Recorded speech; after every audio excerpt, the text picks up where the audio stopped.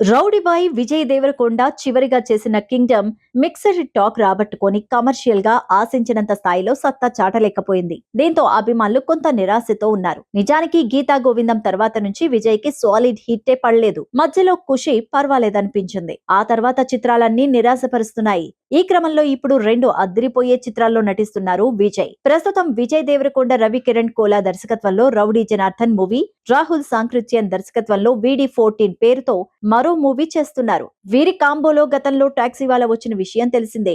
ఇది decent hit ని అందుకుంది. ఇప్పుడు మరో సాలిడ్ హిట్ కోసం ఇద్దరు కలిసి పనిచేస్తున్నారు.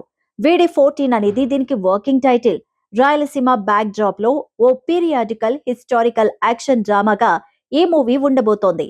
ఈ క్రమంలో తాజాగా ఈ మూవీకి సంబంధించిన అప్డేట్ వచ్చింది. విజయ్ దేవరకొండ అభిమాని ఆయన రిక్వెస్ట్ చేస్తూ ఓ ఎమోషనల్ నోట్ ని షేర్ చేసుకున్నారు. దీనికి రాహుల్ కూడా స్పందించారు.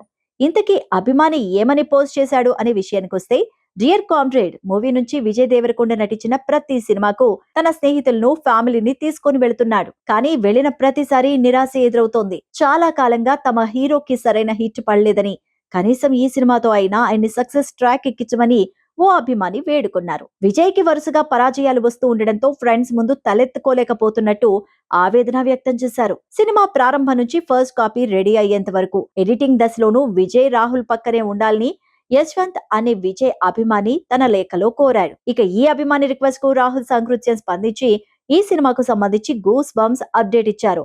మీ అభిమానులందరి ఆకలి తీర్చేలా VD14 ఉంటుంది. ఇది నా ప్రామిస్ అంటూ తెలిపారు. విజయ్ అభిమానికి స్పందిస్తూ రాహుల్ ఇచ్చిన రిప్లైతో ఈ క్రేజీ ప్రాజెక్ట్ పై మరింత హైప్ క్రియేట్ అవుతోంది.